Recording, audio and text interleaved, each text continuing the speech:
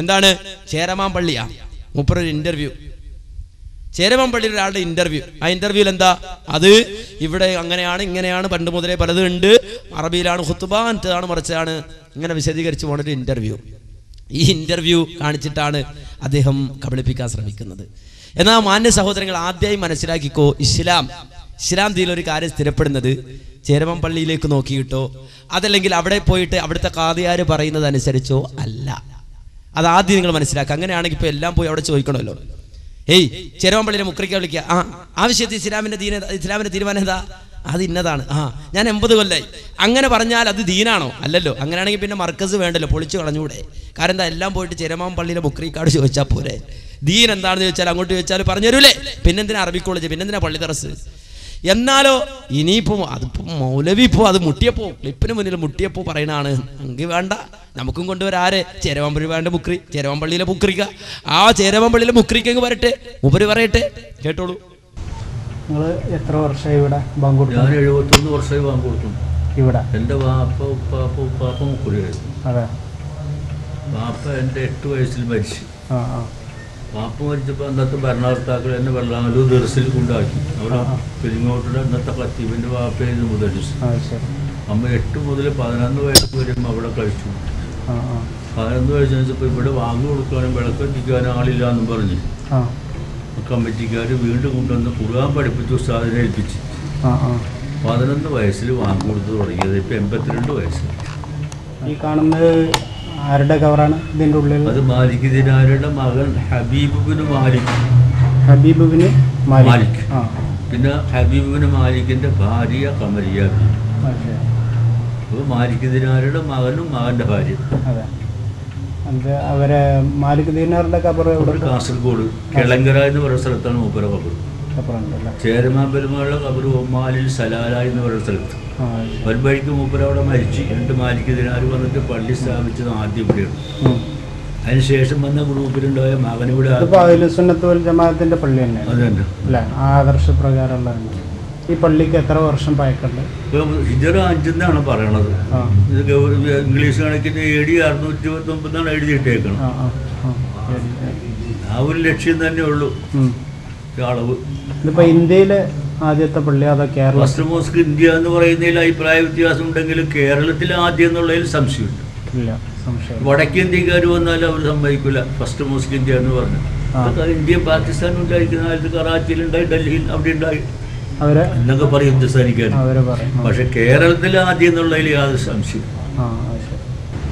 പള്ളിക്ക് ഇതിരുടെ കണക്കിന് 1400 വർഷത്തോളം പഴക്കമുണ്ടെങ്കിലും ഇംഗ്ലീഷിന്റെ കണക്കിന് 1300 കൊല്ലം പഴക്കമുണ്ടെങ്കിലും മിമ്പറിനും വിളക്കിനും 500 കൊല്ലത്തിൽ താഴെ പഴക്കമുള്ളൂ എന്നാണ് അതിന്റെ അഭിപ്രായം. അതുപോലെ മലയാള ലിപിയിൽ കൊടുങ്ങല്ലൂർ കിഴക്കേ ജുമാഅത്ത് പള്ളി വകയാകുന്നു എന്ന് മലയാളത്തിലും അറബിലും എഴുതിയിട്ടുണ്ട്. ആ ലിപിയുടെ അളവനുസരിച്ച് മലയാളം 400 വർഷമായിട്ടുള്ളൂ എന്നാണ് പണ്ഡിതന്മാർ തീരുമാനിച്ചത്. ദർസിന്റെ ആവശ്യത്തിന് വെട്ടത്ത് കാണാനും അന്ന് എണ്ണവിളക്കല്ലേ ഉള്ളൂ, വീടും അമ്പലം പള്ളിയും അതിനുവേണ്ടി സ്ഥാപിച്ചതാണ്. ഇന്നിപ്പോൾ ഒരു 10 കൊല്ലത്തിൽ കൂടുതലായി കത്തിക്കലില്ല.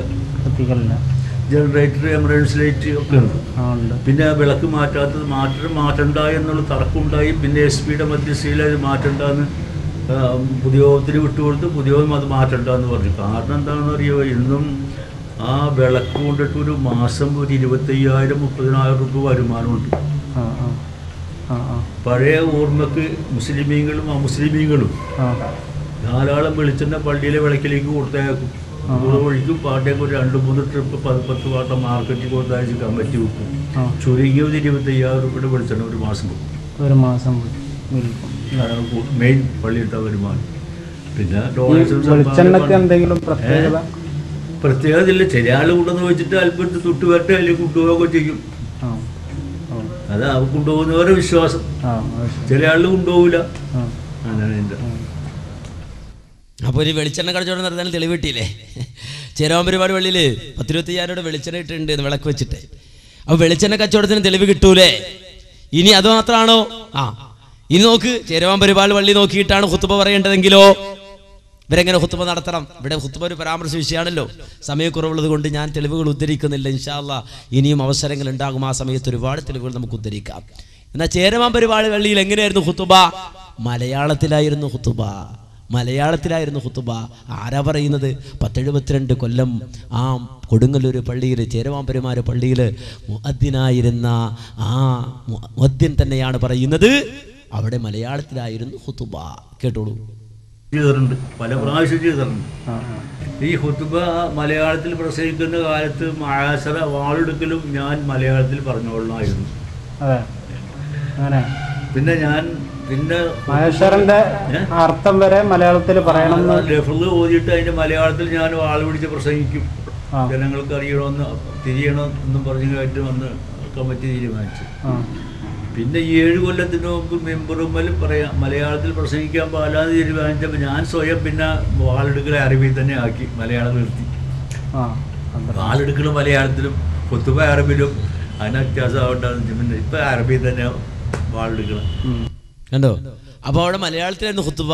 പിന്നെ ചിലരൊന്ന് പ്രശ്നം ഉണ്ടായി കഴിഞ്ഞപ്പോഴോ ഇപ്പം അത് അറബിയിലാക്കി. നേരത്തെ മലയാളത്തിലാണ് നടന്നിരുന്നത്. അത് ഖുതുബ മാത്രമല്ല, മാശർ വിളിയും. അല്ലയോ മാന്യമഹാജനങ്ങളെ, ജുമാക്കിതാ സമയമായിരിക്കുന്നു. ഇങ്ങനെ മലയാളത്തിലായിരുന്നു മാശർ വിളിയും. കേട്ടോ? അപ്പോൾ ഇതൊക്കെ മലയാളത്തിലായിരുന്നു. എവിടെ? ചേരവാമ്പെരുമാൾ പള്ളിയിൽ. ഇത് അംഗീകരിക്കോ?